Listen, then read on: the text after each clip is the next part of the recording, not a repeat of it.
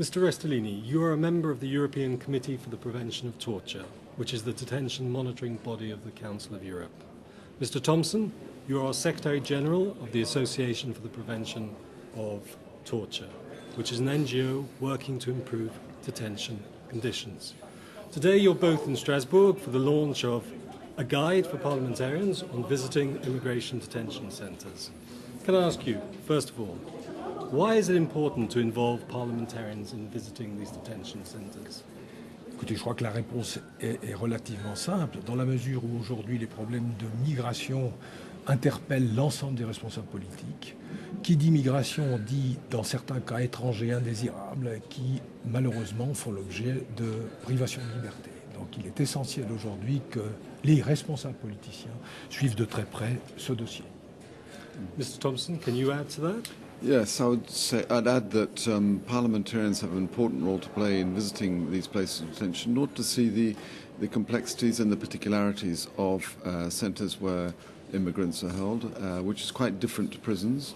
These are not criminals, and parliamentarians need to see for themselves the conditions, they need to see how they're being treated, and afterwards parliamentarians need to be engaging with the relevant authorities to ensure that reforms are made if necessary, in order that governments are adopting the correct policies on how to treat migrants. Right.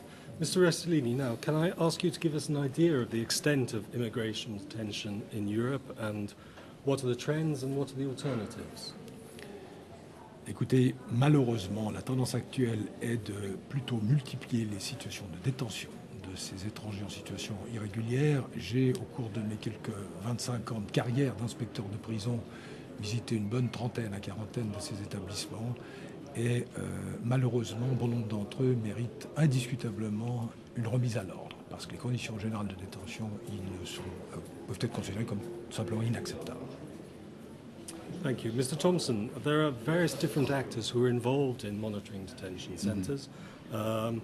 Who do you think parliamentarians need to be working with in order to have an impact in this work? Yeah, it's a good question. I think that it's of paramount importance that they are briefed before any visit and they coordinate before any visit with two bodies. One at the national level. Most states in Europe now have national preventive mechanisms because most states in Europe are party to the optional protocol to the Convention Against Torture. And these national preventive mechanisms are visiting all places of detention, including immigrant centres.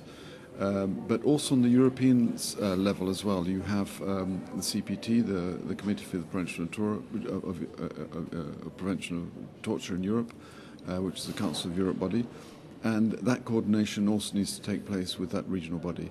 Very important that parliamentarians are giving importance to these national and regional bodies who can do follow-up to any parliamentary visit and who can also, as I said before, brief the parliamentarians on issues that they need to be looking into, issues that need to be taking up with the detention authorities to avoid the situation where they may be taken on a tourism guide of these places of detention. And to avoid that, my advice would be that parliamentarians should link up with those preventive bodies at the national and regional level. Okay. Now, the guide that has been prepared gives a lot of advice to parliamentarians, but you as experts on the issue, if you were to give one piece of advice to parliamentarians each, what would that be, Mr. Restellini? Écoutez, je crois qu'il faut quand même être bien conscient qu'une véritable inspection d'un centre de détention, ça n'est pas forcément immédiatement à la portée de tout le monde, n'est-ce pas? Et qu'il faut bénéficier, je dirais, d'une certaine méthodologie, faute de quoi on peut faire beaucoup de mal, hein, permettez-moi d'être assez franc. En revanche, je pense que avant d'envisager une véritable visite au sens d'une inspection complète, il serait très utile que les parlementaires puissent simplement aller y jeter un coup d'œil, n'est-ce pas? Respirer l'atmosphère pour ensuite, cas échéant, organiser une véritable visite. Thank you. Mr. Thomson?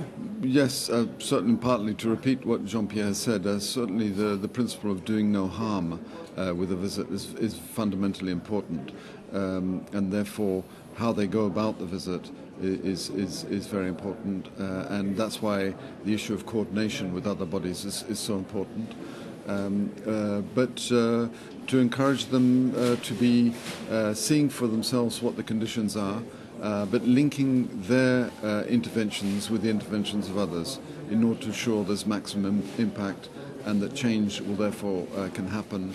And so the parliamentarians can take a leadership role, but with due recognition given to experts who are working on this on a daily basis and who can therefore cooperate with parliamentarians in a very constructive way to achieve the expected results of their interventions. Both of you, thank you very much for your responses. Thank you.